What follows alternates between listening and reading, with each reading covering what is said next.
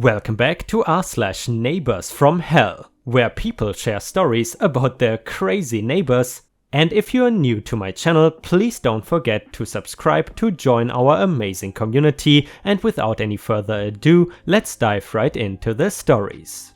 And the first one is titled, "Be careful what you put out into the universe." I have posted on here a couple of times about my next door neighbor and her constant boundary stomping, gossiping, ridiculous noise complaints and general nightmare-ishness. This story pertains to a different neighbor 2 doors down the other way. The house is council owned and the family there rent. A young couple around 21 and 22 and their young boys 2 and 6 months, they moved in around a year ago. They are fine during the day, neither of them work, but they are quiet. Sometimes they sit out on the front and let their eldest play across the front gardens, including mine. I don't mind that. He's a beautiful, friendly little boy and he babbles away to my son quite often. However, come nighttime, it is a different story. They don't put their trash in bins, they throw it into their back garden and have a bonfire once a week. Not only does it stink, the rubbish has brought rats to our houses. They let their trash build right up outside their back door. It is currently higher than the door frame.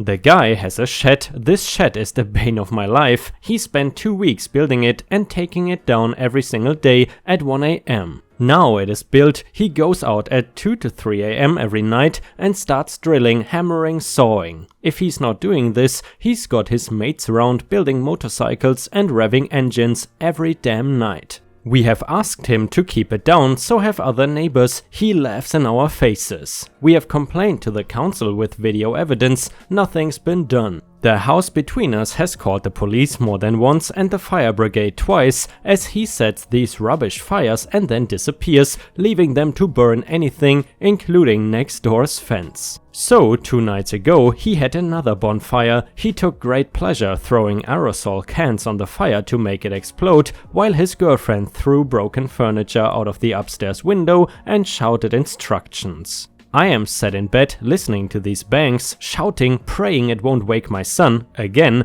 and say something to my partner along the lines of, "One day he will set his damn house on fire and I'm just going to laugh." We eventually get to sleep around 1 AM as the fire has burned down a bit and they've gone back inside. 3:30 AM, I wake up to a huge bang, the smell of smoke and the sound of sirens. My son comes running into my room crying because he's scared. Just as predicted, this guy had not doused the fire, he had just left it to burn, and as it burned it crept towards his house until it reached a petrol can strewn across his back doorstep. The entire house was roaring. There were 4 fire engines, the kids were screaming outside and the girlfriend was screaming, stood on the street in PJs. He posted on Facebook that they were staying with his brother and they had lost literally everything. I did not laugh, it wasn't funny, those poor kids. But I cannot help but think, karma. If you are gonna play with fire so close to your house, you're playing with, well, fire. If you're going to leave highly flammable objects near the fire, you're an idiot. And if you're not going to check a fire is under control properly, you are asking for trouble. I am glad his kids are safe and warm. I am also very glad we are going to get some decent sleep for the first time in a year. Well guys, I would definitely say that is a version of karma, even though it is pretty hardcore karma if you ask me. I mean, yeah, the guy was probably a douchebag, but still, he did not deserve getting his house burned down to the ground. However, I guess he learned his lesson. In addition, I'm really curious where this story takes place, because I would assume in the Western world you cannot just burn trash in your backyard with a huge bonfire every other night. Someone would surely call the police. Have you guys ever witnessed your neighbors holding illegal bonfires in their backyard? Let us know in the comments. And the next one is entitled "Neighbor Demands We Take Care of Her Leaves for Free, Ends Up with More Work." Setup: I'm from upstate New York, where we have lots of beautiful trees, but at this time of the year those beautiful trees have produced lots of fallen leaves. My family runs a leaf clearing business where we help clear, bag and collect leaves from the roof to the ground. Today, we were clearing a property with 2 of us leaf blowing while another was doing roof and gutter work. The house next door had double the amount of leaves as the house we were working, especially in the back. 10 minutes in the entitled neighbor appears, wildly waving her hands as if we were about to back into a baby. The cast is entitled neighbor, let's call her Karen for short, family member F1, family member F2, and me, Lady Fall. Karen, emphasizing her words, "Excuse me, worker people?" F1, put off by her rudeness but being polite, yes, you are Mrs. Karen, correct? Is everything okay? Karen, putting on a fake smile, "Yes, I am. And no, I need you to move your cars. My son will be home soon and I need to make sure he has room to pull in." Me, glancing over at a car backing onto her property, looks like a car just pulled in. Is that him? Karen quickly looks over and drops the smile. "Look, I don't want any damage to occur if someone backs up and I need to leave in a bit, so just move the second one." Me sighs, yes ma'am. Karen looks smug as she watches me put down my backpack and move my car off the middle driveway space between her and the neighbor that was not blocking anyone and put it in an area further down. After completing most of the front yard, we began pushing the nice collection of leaves to the back to be pushed off a drop-off. And I see Karen approach F2, who was putting away the gear from roof/gutter work and was preparing to join us in collecting the backyard. I was not there for this, but my F2 told me the convo. Karen, "Hello, you are all doing such a good job. Before I forget, nice neighbor told me you would also blow out my back patio area. Since our house lines are so close, make sure you completely clear out the fire pit and chairs, as I have company coming tonight." F2, oh, I wasn't made aware. Give me a moment to check in with nice neighbor and I will flag my team over there. Karen, looking furious, "Excuse me? You think I'm a liar? They are not home, but I will be sure to inform nice neighbor of your disrespect. Good luck getting them back next year." F2, not being born yesterday but also wanting to call this lady out, fakes concern.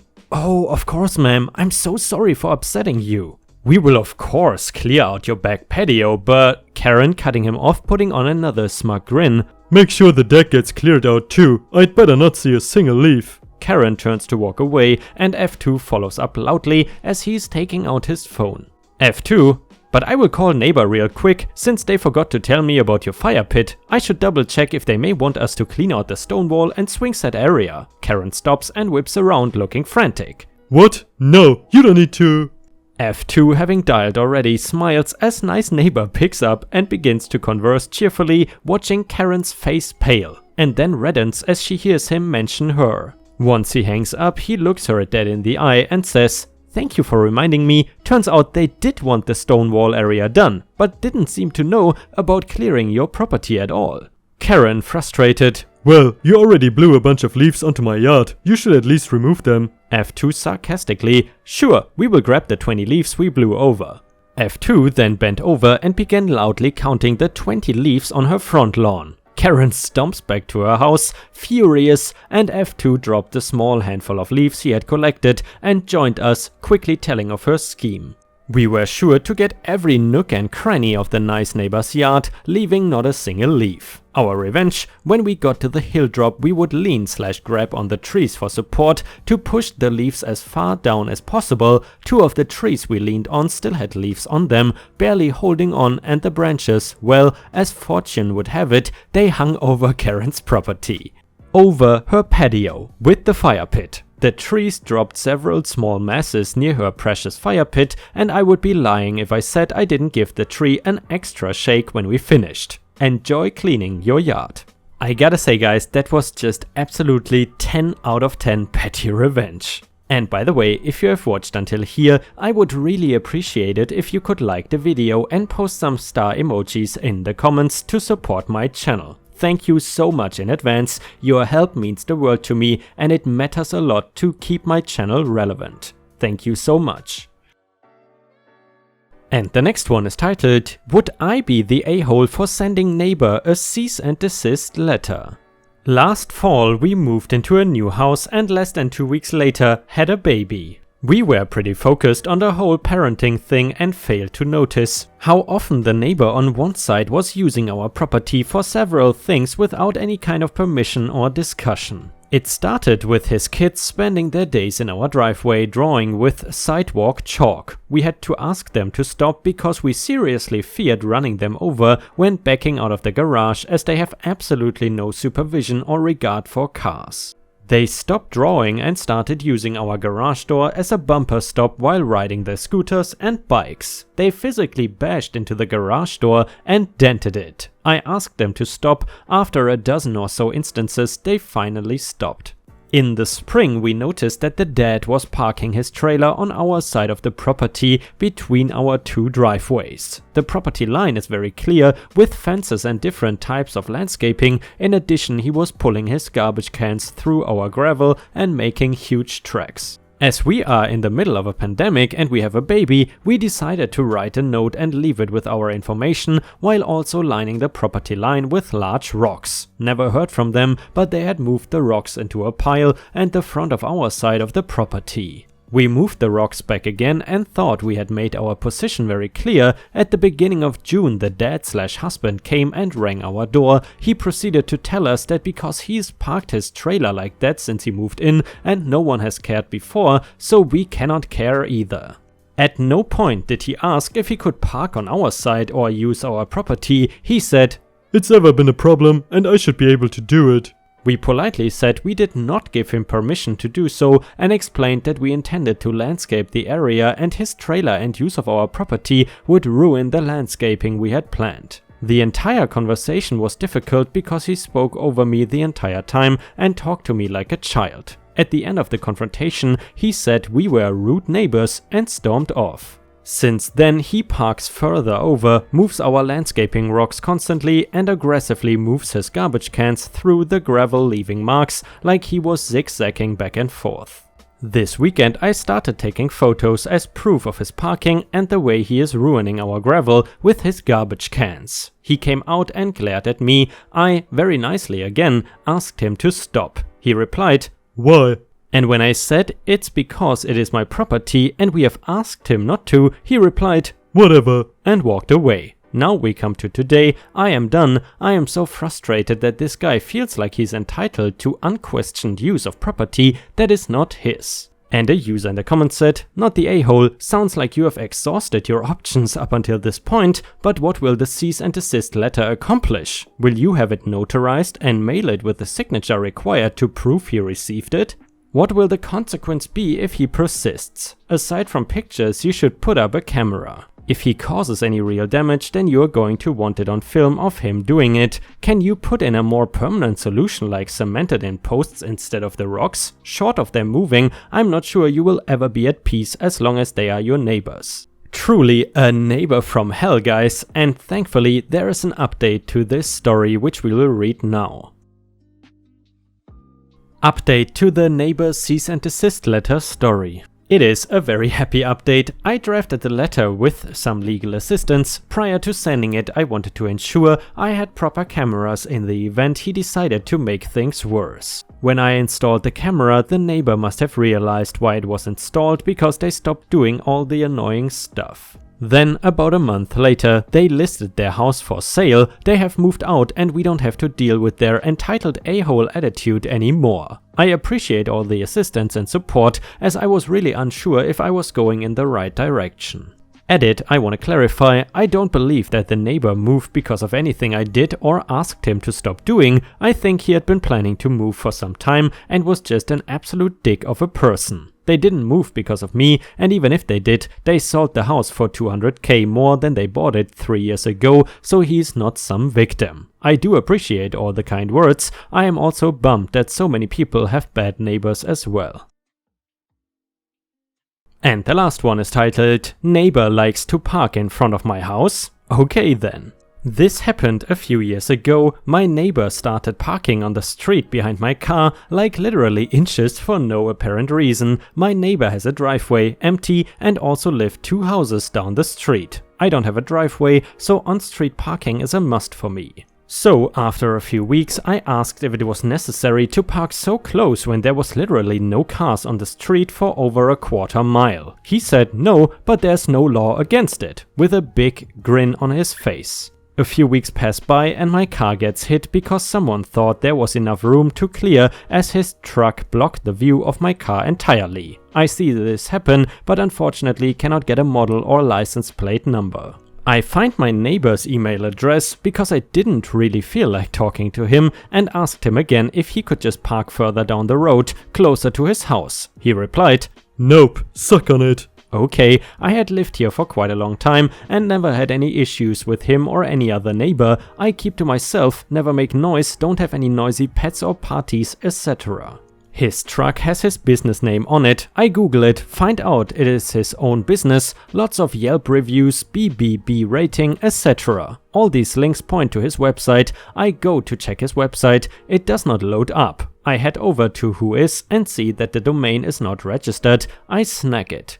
Before I think of what to do with it, I Google the owner's name and find out he's been convicted of murdering a kid 20-ish years ago. I find a handful of links that detail his stories rather explicitly. I copy and paste all those links to an email to him, a throwaway account so he cannot just reply to me as I deleted it afterwards. Said something like, "Well, if you wanna be a jerk for no reason, I just bought your business domain, here's all the links I plan on posting on it. I don't have to list your business name because of all your business listings across the internet have this URL pointing to it. Keep parking like a jerk. Yes, it's legal, but you are willfully doing this just to annoy me. I legally bought your domain and can legally link these articles. Park behind me again and I will launch it." Within an hour, his truck was moved into his driveway. He asked me for the domain and I told him, "When either you move or I move, I will hand it over. Until then, it will remain offline." And then a user in the comments told his own little story. He said, "I never understood this phenomenon that causes people to play games with their cars.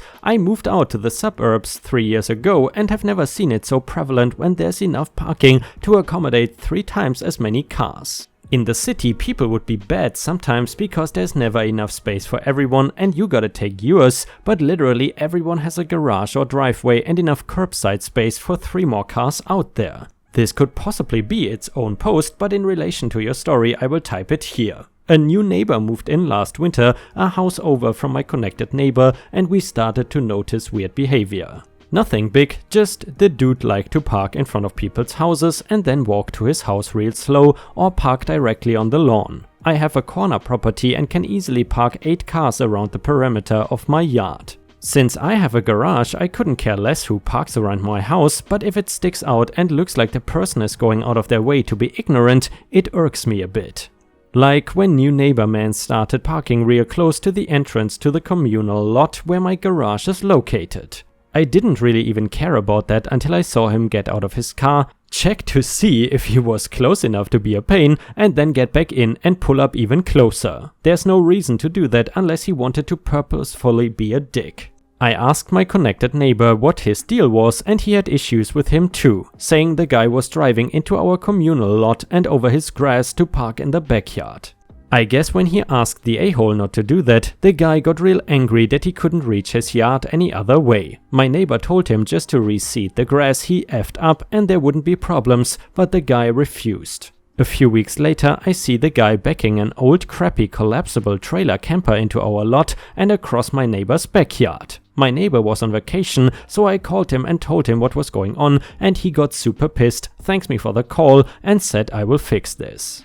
After the camper was parked in the guy's yard, I started seeing construction in my neighbor's yard a day or 2 later. I guess he had decided to build a fence around his property, preventing the guy from driving over his grass and also making the guy's crappy camper a permanent yard ornament because there was no longer vehicle access to his yard. I have yet to see the guy take his camper apart piece by piece to remove it, but unless he pays to have my neighbor's fence removed and rebuilt, that is the only way it's gonna be moved.